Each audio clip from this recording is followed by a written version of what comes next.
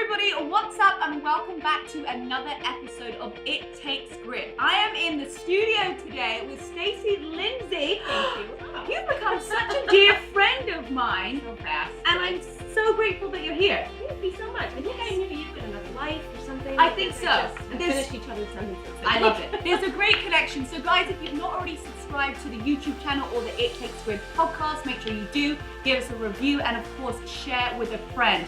You're going to love this episode because Stacey is going to be diving into a little bit about her eating disorders, her pivotal life changes that you've been making some big decisions over the last year, how you guys can get something from that, and also just your journey. And we're going to learn so much. I'm so fired up. So make sure you share this with somebody and so that they can have a positive impact in their life today. So first of all, I want to know like where you're from, where you grew up, and just a little bit of your background so we can get familiar with you. This is so fun. Isn't it fun? Me. I love we're in sunny California. Everything's so beautiful. I know. So We were in New York last time. Yes, we we were. were. It was a little bit cold. I am from Massachusetts. I grew up about 20 minutes south of Boston, so I'm a huge Red Sox fan, huge Patriots fan, of course. You can't defect. So we got that out of the way. And I went to high school in a small town called Norwell, Massachusetts. And went to college in Boston, and I always wanted to tell stories. That was just my dream from day one. I used to watch, and I still do, but Diane Sawyer growing up. I'm like, how does she do that? You know, I thought it was so important. I thought it was what makes the world go round. So storytelling was always sort of fueling everything that I did. And I grew up, I was a big athlete in high school too, and I was a horseback rider. And went to college and studied journalism in undergrad. Went to Emerson College and did an internship at the local station in Boston, the CBS station. And that's when it really sparked for me. Interestingly enough, too, I kind of took a pivot in college and ended up getting my undergrad degree in film, which was actually serendipitous because that opened up so many unexpected doors for me. It was still storytelling. And my first real job was in New York City. I was working for Magnolia Pictures in the film industry. And it was incredible. It was just like, yeah, so it's like the dream, isn't it? To work in the film industry. It really was the dream. Magnolia at the time was this tiny company. Today it's exploded. But talk about serendipity, though. I was doing the press junket and marketing and press junket for a small indie film called The World's Fastest Indian with Anthony Hopkins. And he came into town for a week to do the press junket. And I got to know him pretty well over that week and his publicist. They left to go back to LA, and I got a call the next day from his publicist, this wonderful man named Paul Block, who passed away this year, but he was such a great in the industry. And Paul was offering me a job. He knew I wanted to do storytelling, and I loved my job at Magnolia, but it was kind of pouring out of me. It's still that journalism and storytelling. So I ended up taking a job for his client, James Caan, out in LA. Wow. And I worked for Jimmy Caan for 4 years, helping him. I was his assistant, but kind of his right-hand man. We were producing. I was doing some screenwriting with him, kind of a little bit of everything. And ultimately, though, after that, the journalism card was still calling, and ended up going back to grad school and got my degree in my master's in journalism, and been a journalist since. So and you're like, answer. Let's just reel off. Who have you wrote articles for? Like, give us your. It's amazing. It's amazing. You're so sweet. Thank you. I mean, it's covered the spectrum. My career, which is always been a goal of mine. One journalist who I really admire is Julia Reed. I remember looking at her career and her trajectory, and she wrote pieces for Vogue, and then she wrote pieces for Newsweek, and she was a contributor to CNN. I thought, I want to do that. So I started really working for Natural Solutions, which has since folded, but it was this great natural health publication, and that's where really my love for health, fitness, wellness, holistic living came into play. And I was in Boulder at the time too, finishing my master's. And so I wrote for a lot of natural health publications, then came back to LA, and I became an editor for a publication called Bromodelista, which is about art and design, and was really freelancing for various local publications and some national publications too. But I pivoted again, and I did the broadcast route. So I actually was an anchor and investigative reporter for a couple of years, working for CBS. Wow. And actually the local Fox affiliate, which was interesting, really interesting. And then I think some of the best journalism out there you can find is in the regional publications. So I was doing a lot of work for the Joplin Business Journal. And now I'm back in LA and I'm full-time and I'm the articles editor at Goop. So do a lot of career health and wellness and financial health. And it just covers the spectrum. So in your vision, this is always something that you wanted to do. Yes. Yeah. And I feel like a lot of times, especially with the audience and the listeners, it's like you have an idea about what you want to do, but maybe they're not taking that first step into making it happen. Did you always feel in your brain, in the vision, like this is what I was destined to be, and I just made the steps to make it happen? I think so. Yeah. Yes. Super hard, obviously. Scary as heck. Still is today. Yes. Every single day. But yes, I always felt like that. And I felt like it's bigger than me. It's actually not about me at all. That's what I felt. And I continue to try and tell myself that. And I think that goes for every single person out there. Of course, I had an inclination. I still have an inclination for storytelling, but that's something bigger than me. I just have to bring that to fruition for the greater good, I think. A pivotal moment for me was when I lost my father, and it was expected and unexpected at the same time. And I was working for James Caan still at the time, and I remember going back to sit with my father his last week of his life, and that's when I realized he was so young. He was 56 when he passed, and I thought, I got to do this. I got to be telling more. I got to be doing the journalism thing.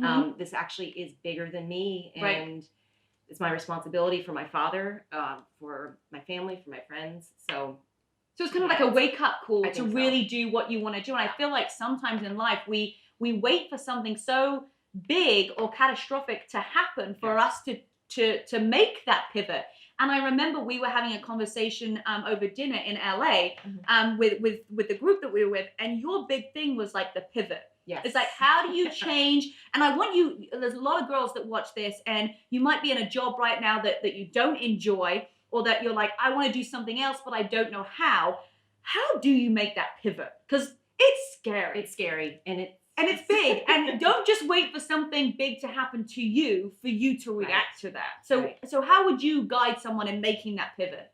Firstly, we've heard it before. We can't hear it enough. Go with your gut. Your gut knows. We just know. And it's usually, and I call it I feel like there's two types of fear. I think that there is the fear where maybe you see somebody walking down the street and you think, oh gosh, that doesn't feel right. That's the kind of fear that thankfully we have as humans that we listen to, and we kind of go step across the street where there's more people. Then there's the kind of roller coaster fear I talk about, and that's different. That's fun. That is when you're just about to get on the roller coaster. You know it's going to be a blast. You know it's going to be worth it. And then you're second in line. You're like, oh my gosh, what did I do? Get on the roller coaster because you know, and then you get back on again and again. Same thing like if you're going to jump into the whatever it may be. It's that fun folly fear. So listen to that, lean into that. Second thing, huge, and I'm doing it right now with our conversations. I've done it in the past. Is talk about it. When you have an idea, and it can seem so extraordinary, it can seem ridiculous, it can seem like you're not worthy of it, which you are worthy of everything, but it can seem like that. Let's just say, I'm going to set an example, like you're in banking and you think, I really want to start a pie company. Like, who am I though? I have my degree in banking. I don't really know that much about baking. Everybody sees me as a banker. What am I doing? But start talking about it. Talk about it with your close confidant. Write it in your journal. When you get it out of your mind and it's out there in the world, particularly though when you do confide in somebody, then it's real. Then it's tangible. That's just a huge step. And then that goes back to the responsibility of, you talked about it with a confidant. You talked about it even with your journal or whatnot.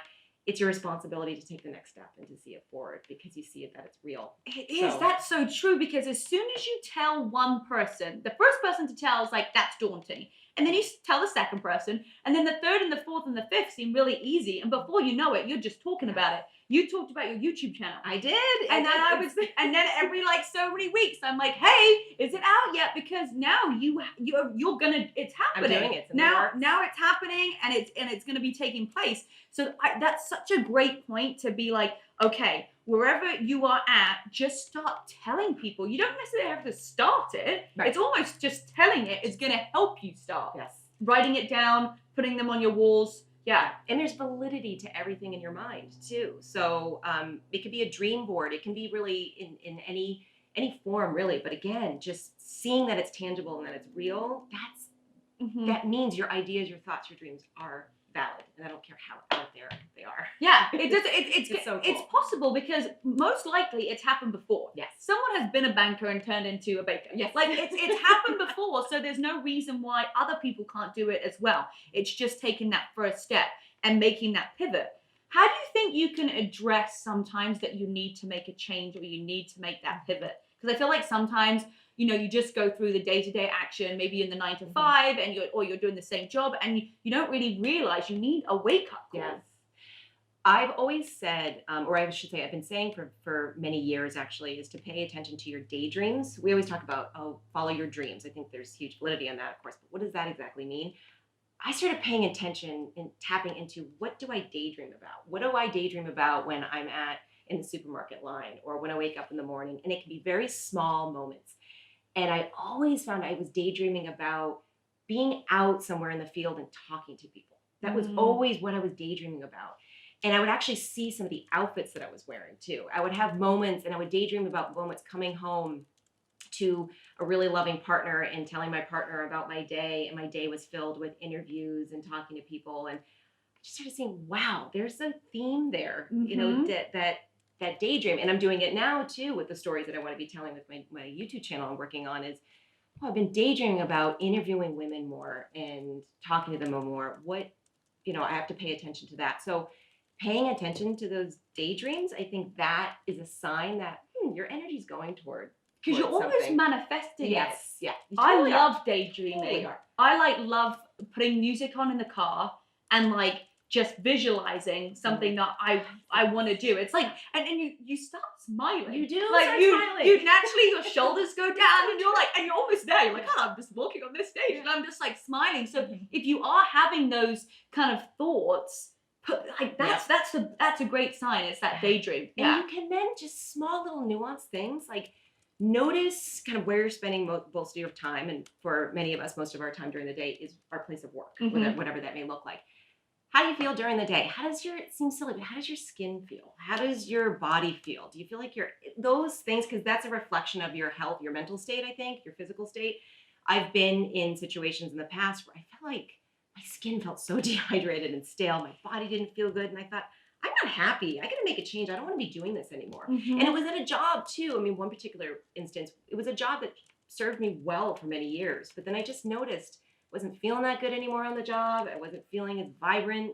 Again, it was just showing up physically in me. And I thought, I got to change this. Right. It's time for a change. So that's a great point, because if you are feeling like maybe you go and do a workout and your body's tired and I can't even get through this, it's like, and if that keeps happening, if that's repetitive and you're feeling sluggish, your work does have an input on how your body functions. So if you're not happy in your job, you tend to not eat healthy food. Yes. You tend not to work out, and you tend not to surround yourself with people that uplift you. Yep. So the relationship with your work has a direct relationship with the food and the exercise. What is the favorite story? Do you have a favorite story that you've shared of other people? I know that you've shared so many people's stories, but is there one that really stands out to you where you're like, wow, this was super inspirational? Right. Oh gosh, yeah. So many. There's so many. I think I'll generalize at first. It's particularly, I always obviously gravitate towards stories about female identifying people, of course, because I'm a woman, so I'm like, oh yes. But it's the story of somebody having that out there dream and ended up going after it and following it. I'm doing a story soon, which you'll be seeing soon, on this woman who started actually a pie company, and it was just a kind of change of events, and she just wanted to start baking pies and doing it, and now she's got this flourishing business. And what was she before? I think she was in the catering business before. Right. She had done actually several things before. But I was like, yes, you went out and you did that, and I admire that so much. Of course, Gwyneth Paltrow is a huge inspiration of mine. She runs, an incredible company that I'm so grateful to work at. And she was an actress. Everybody knew her as an entertainer and an actress. And she made a huge pivot and went into the lifestyle sphere and started blogging and putting her thoughts out there. And she was raw and vulnerable, and she followed through. And I think, holy cow! I mean, that's a 180 from what she was doing. Amazing. And being so vulnerable in a place where you are so public. Absolutely. Yes. Absolutely. What was her first blog post? I remember, it's so funny because I remember getting the first newsletter, and I was so excited. It was in 2008, and it was her first newsletter. It was a recipe, I believe, for turkey ragu. I think she was a big foodie, but she sent a general newsletter out, Yep. and I'm sure many people remember it too. And she was talking about she's got a good life because she's not passive about it, and that really resonated with me too. And that was around the time I had just lost my father, and being passive and complacent is the devil, actually. Right. And it really gets all of us, and it's so easy to fall into that. So that resonated. But the first thing she sent out was a newsletter. So again, those stories of change and follow through, and that's what just gets me going, because it inspires me too. I love what you do, and I'm like so incredibly inspired. And it's selfish. I just want to be around you. You want it, and that's the great thing is like I talk about this with my clients and my team members. It's the energy that you give out is what you're going to give back. So if you want to level up your life, the first thing that you want to do is give. Is to give something, because you're going to feel good.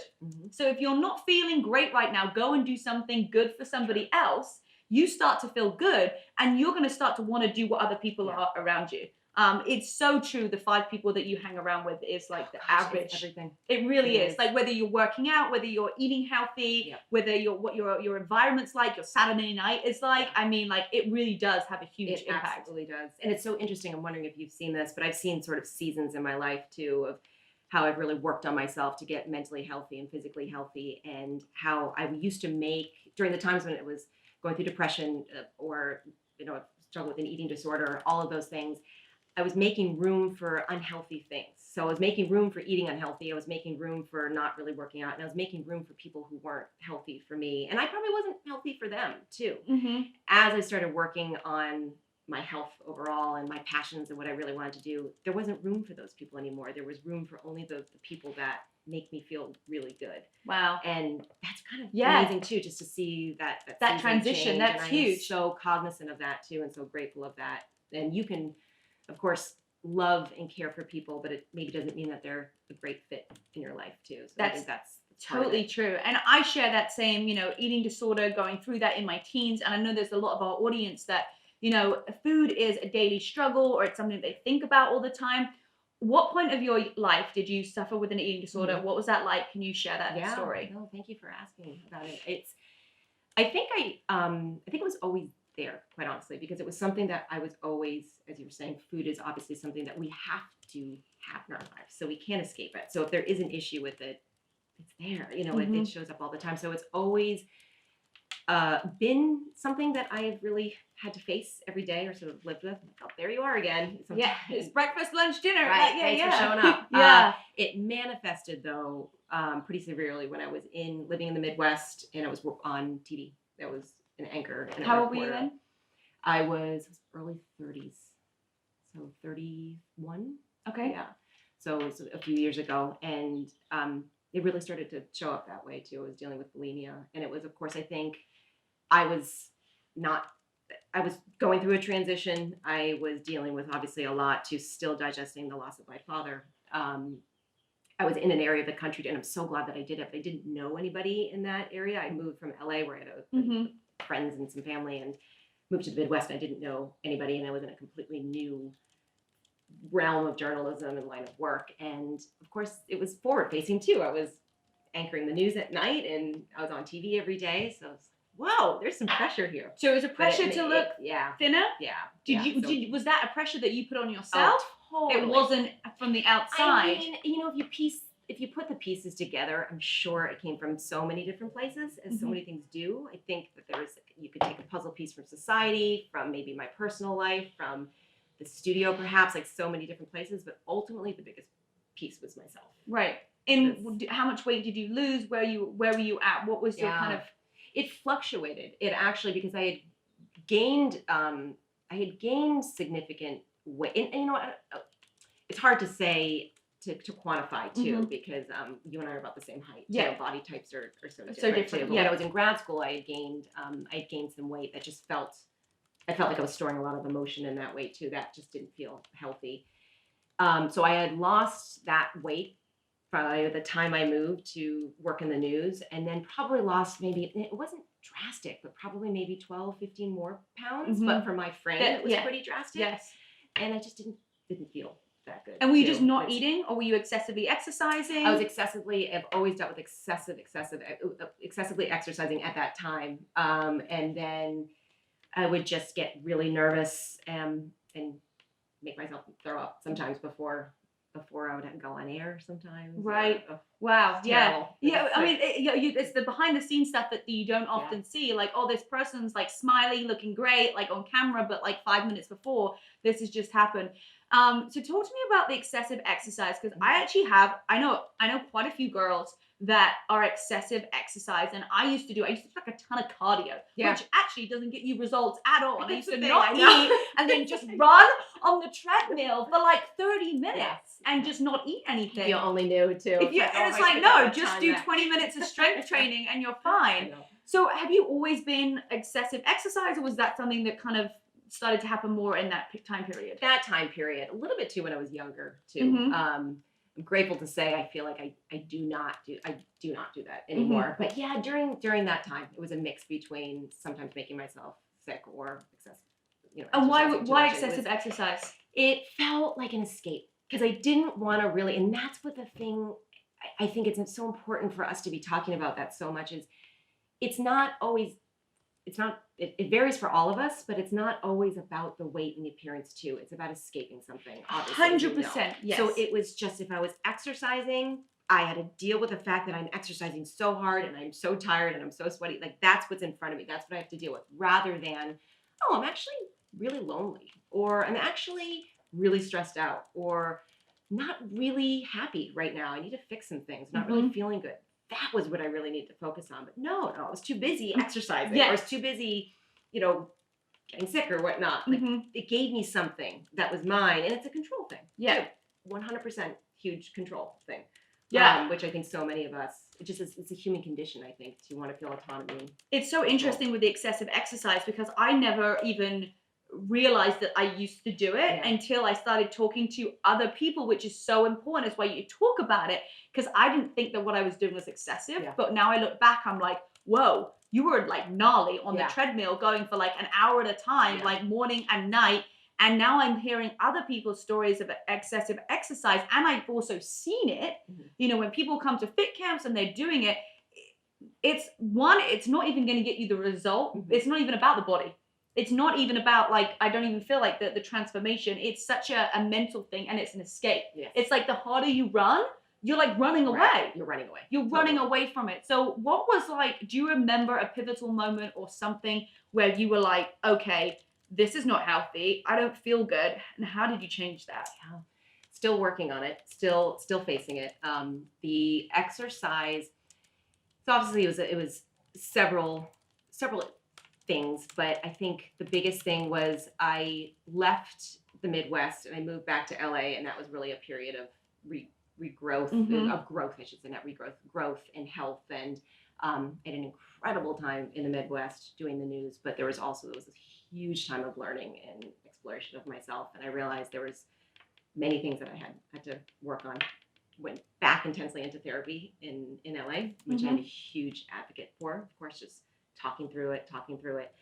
So those were two huge things: a big life change, therapy, really making space for loving people in my life. I've always had loving people in my life, but really making them priority, myself priority, and the people in my life priority. I'm so grateful. I have my partner, my boyfriend, he's number one. I'm number one, and then he's number 1.5 for me. Right. Yeah. I like that 1.5. Yeah. And that's helped too. That's helped with being overstressed with work. That's helped with, when I do feel overstressed, it kind of still creeps up sometimes. Like, oh, I could actually just go and get sick and it'll just take my mind off of things. But no, I think I need to be healthy for myself. I need to be healthy for my partner. I need to be healthy for my family and friends. So just working on that mindset, that really helped me get out of it, I think. Exercise, what really helps me now is I do what's fun for me. I do what brings me joy, like your videos. I feel good in the environment when I'm watching you and in your workout environment, as opposed to, I used to do a lot of things that were trendy, a lot of things that I thought I had to do that will give me the perfect butt. And I didn't. It was torture. And I would do it for so much longer than you really had to do. So I do what makes me feel good, what's fun. And also I think about circulation, which is huge. So I used to work out because I wanted to specifically work on my butt that day or run 1,000,000 miles or make sure that I lost this many calories. And now I'm like, I just need to keep circulation, to keep things healthy. It's not just about my weight. So that I can be healthy and live forever. Yeah, and healthily. So, and it can be, some days it could be doing something for 9 minutes, and that's okay for me. And I feel better after those 9 minutes than if, oh, I've got to go work out for 2.5 hours. No, I don't want to do that anymore. Right. You know? I don't have the time anymore. There's more things that I'd like to be doing, like chatting to you. I'll do like 20 minutes of workout, have a chat with your girlfriend. Like that's really, it's the memories. And I realized that I'd lost so much time thinking about what I was going to eat or what I was not going to eat. And I'm like, wow, that's scary. Like I could have done so many more fun things with my life had I not been in that kind of, mindset. But it's a daily, and we're not saying this is easy to get over or to change. It is still a daily, thing in your brain once you've done excessive exercise or you've eaten healthy. For me, recently, I got down to like 86 pounds when I was 17 years old. So like super tiny. And I look back now and go, how is that even possible? Like, where was I? Because I'm like 108 pounds. And, recently you get into waves. I don't know about you, but like sometimes I'm like super in on my workout routine. Totally. And then there's like weeks where I'm like, I get, it's so funny. I'll share with you. This is me being vulnerable. I have got 3 strikes in a row at Equinox Gym because I haven't shown up in the last week for my workouts. Like on the, we all do it. Because you're supposed to like plug it, and it goes, I'm sorry, you're now banned for the next week. Yeah. I'm like, the intention was there. It hits you hard. And too. I was like, God damn it. But I go through phases where, and it's funny, I managed to get into a yoga class 2 days ago. I was telling the girls, I fell asleep at the end because I'm like, my body just needed to stretch out. I'm tired. I had a trainer on Tuesday morning, and I have a trainer once a week. And she just works on my glutes. And I did 20 minutes of the workout, and I thought I was going to throw up. And I was like, I think I'm done. She goes, you sure we can just do some kettlebell swings, whatever? I'm like, I'm done. Yeah. I'm actually like, and I paid for the session, and I was like, just stretch me out. And so you might do a workout and you just feel like this isn't working today. And so we go into waves where we're like, I'm so on my fitness game, and we work out every day. And then we're on a roll, and then something happens, like you travel somewhere or you go to a birthday party, and all of a sudden you just completely fall off the wagon. Or you could just wake up one day, just feel off. Yeah. And you just have an off week or an off day or an off month, whatever it may be. And I think not fighting that too, because then that's where shame comes in, and shame is just the gnarliest thing in the entire world. Yeah, it's fine if you get 3 strikes at Equinox and then you can't use their online booking form anymore. Like, it's fine. Just thank you for sharing that. Talking about that too is the other thing. Yes. Just talking about it, and then I don't want you to feel bad about missing Equinox classes at all. I want you to be psyched that when you do work out next, you're going to feel good. It's like, I'm going to film today and it's going to be great, and I didn't film this week, no problem. But I used to really beat myself up about it, and I used to be so obsessed with body image. And it's, how have you seen the shift too? Going from, when I was a teen, it was like the Olsen twins and size 0, and there was like models, and now it's like fit and like having hips and curves. Like, how have you seen the transition in like body image through your journalism? Oh gosh, what a great question. Because that was actually my thesis in grad school, was how the media portrays particularly women in magazines. And it's so fascinating to see. Look at all the covers over the years. And there's been like a fluctuation too. I mean, in the 80s, there was like the more robust Cindy Crawford, the curvy, and then the Kate Moss style models came into play in the early 90s, I think. And you definitely have seen such a shift. I just feel like, thankfully, we're in the right, healthy direction. Still got a lot of work to do, but I just think the most sexy, attractive, beautiful thing is to see somebody healthy and taking care of themselves in their skin. And I think that's being more portrayed in the media. I want to portray anybody in my stories if I can, but that's owning it and living their best life and taking care of themselves. That's so inspiring to me. So I feel like there's a healthy wave toward it, but it's up to all of us to be, I think, reading those stories and wanting more of those stories out there, so it perpetuates that storytelling. I love that too. Like, now it's like fit is the new healthy, and it's just like own your body, like what, and that's so great, because we are all built so differently. Like, we're not going to get the same results, even if we did the same nutrition plan, we did the same workouts. Like, our It's bones are just different. Right. Like, and that's what's such a huge thing.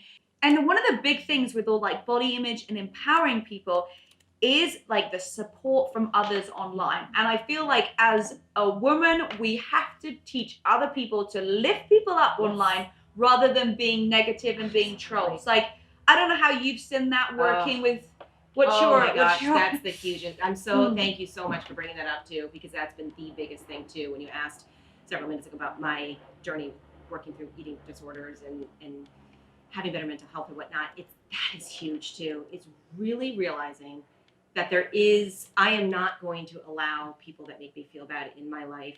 I'm really not. And then realizing that there is room for everybody to thrive, to shine, to be themselves. And that is our responsibility. So with that said, we need to be nice to each other, because when you rise, I rise. When you rise, we all, what is it? The more water, the boats rise. Yes, absolutely. Yeah. That has been so important to me. And I have to say the past year too, it has helped me in so many ways, because I've spent so much, majority of my life, feeling not good enough, feeling bad, feeling around, if I was in a room of cool girls or whatnot, like, oh gosh, I'm just going to kind of demote myself in a sense. No, I'm not going to do that anymore, because it's actually everybody. I really feel that everybody is good. But when you do come across somebody who is not lifting you up and not making you feel good and kind of trying to put you down, they are going through something. It has nothing to do with you. Oh, yes. Nothing. And it took me 3 decades to learn that. But I am so glad. And once I started learning that too, it has helped. It has helped with, again, I can't say it enough, my health, my career, my eating disorder, all of that. And again, making room. So now I have room. I meet you. People like you. Look at the community that you and I have in common too. Like incredible women that really don't have any motive but to be there for you, to see you, and to lift you up. It's cool, and it exists. Yeah. If you told me that 5 years ago, I'd be like, that's not a thing. That doesn't exist. No, those people aren't there. Yeah. I would think that too. And it's when you hear something online or someone says something to you, it's like, it's so hard not to do this, but it's true. Don't take it personally, because it's got nothing to do with you. It's 100% with what they're going through. So how I reply, I mean, we don't get much negativity at all because our community is amazing. But what I've seen, it's like, I'm sending you love. That's what I reply. It's like, sending you love today. I hope you're having a great day. That's so beautiful. Because if you start to like retaliate and react, you're just going to fire yourself up and you're going to lose your own energy, which is, that's like so scary. Like, hold on to your energy and really just level yourself up so that you could be an example for other people. I agree. That's so big of you. And it's such a contribution of you to do that too, to be generous with those people too. Because I think also somebody maybe reaching out and saying something mean or whatnot is they just want to maybe feel seen too. And if you do send them back light and love, I had some pretty amazing in a really bad way, comments when I was on air, when I was an anchor. Were you really? Oh, just mean it. And it was sometimes just kind of from left field. One particular person wrote in because I misplaced the name of her city. And I understand that, having pride. Again, I'm from Boston, so I have major pride. Yes. But she said, yes, don't call me a dummy several times. And I just wrote back, thank you so much for watching, and I appreciate the feedback, and I wish you well. And she wrote me back a really nice note after that. So, who knows? Kill people with kindness. Absolutely, kill people with kindness, and be 100% authentic you, and own yourself. Because I feel like we've been hiding back, maybe not saying like what we think, maybe not being our full selves. I went to an event early this year, and I was like, I'm just like not cool enough to be here. I'm like, they're all the cool gang over there. And like, I was like, no, I'm going to stay. I'm going to participate. I'm going to join in. I'm going to say my name. Hello. And I'm like, these people are now my friends. Yes. And it's like such a difference when it's almost like you've got your own ego inside of you that makes you think, oh my goodness, I'm not good enough, or they're not going to like me. Like, just let it go and be like 100% authentically you. Yeah. You do that. I love it. Everybody do that. That's the biggest thing. And I'm excited because what is coming up for you in the next coming months? What's still the plan for you? Yeah. More storytelling. And I want to be, so what I loved when I worked in the news is when I was out in the field reporting and just had the opportunity to have these people tell me their stories. It is such an honor. It's such an honor. So pulling from that chunk of the news that I loved and concentrating on female identifying people doing their thing in the working world, finding their place. So again, women who have made pivots in their careers and are just owning it. I want to tell their stories. Mm-hmm. So I'm starting to piece together their very succinct 3-minute videos about female founders, female careerists. It's going to be called Take 3. Okay. And I'm just, stories. I'm starting that. It's a passion project. I love that. Video storytelling. I love that too, because I feel like now you're like, I know what you're doing, but like, as you're like visualizing it, this is such a good go-to guide for like a pick-me-up when you're like, I need to hear somebody else's inspirational story. And I feel like that could be a great, the blog, the book, like everything, like having all these people's stories so that you can relate to them. Like you might read one person's story and be like, that's awesome, but I don't get it. And then you can listen to somebody else and be like, oh my goodness, that is so me. Like if she can do it, I can do it too. So where can they find all of this stuff? Where's it going to be? I'm so fired up for this. Oh gosh, I'm so excited. So I'm going to be releasing it at the end of June. Okay. And so I'll be releasing it on my Instagram. Okay. At Stacey Lindsay. And then from there, I'll direct you to the Take 3 site. So okay. It'll be on my site, staceyandlindsay.com. So it'll be on the website. There's going to be a YouTube, and it's going to be on the Instagram as well. On my Instagram is the best way. I love this. So if you need a pick-me-up one day, maybe you're having a funny 5 minutes, you're in a funk, the best thing to do is go to your Instagram, click on your website, read a story, and be inspired. Thank you. I think that is such a great nugget. I think we all need to see these stories. There's such an amazing women that you read about in the these magazines that you see at the grocery store or whatnot. But there's so many women that stories aren't being told that we need to 100% and things that people will be able to relate to. And like know that your story, what you're going through, isn't unusual. Because as soon as you start to talk about it, you're like, me too. Really? You have an eating disorder? Oh my goodness, like me too. So when you start to share your story, you won't feel sometimes like a victim. Yeah. Because it's like, oh, this happened to me. They don't understand because I went through X, Y, and Z. Now, people don't know half the stuff that I've been through yet. I'm sharing it as I'm becoming more comfortable. But it's like, hey, like your story, own your story and share it because I guarantee you someone has been through something very similar. Yeah. And I think that we have to be contributors to the world, and I think that's our contribution is to tell our stories. I love it. Well, if any of you guys are watching and you want to share your stories with us in the comments below on YouTube, or you want to send us in a message on Instagram, I'm going to put all the details in the description. I'd love to hear some of the stories from you guys of maybe where you've made a big pivot in your life, something that you've come over, and we get to share that with you guys as well. So, Stacey, thank you so much for being on this episode today and being so vulnerable and open and sharing this with us. Guys, thank you for watching. Make sure that you subscribe to the channel, get those 5-star reviews on the It Takes Grit podcast, and we'll see you on our next episode. Bye, guys.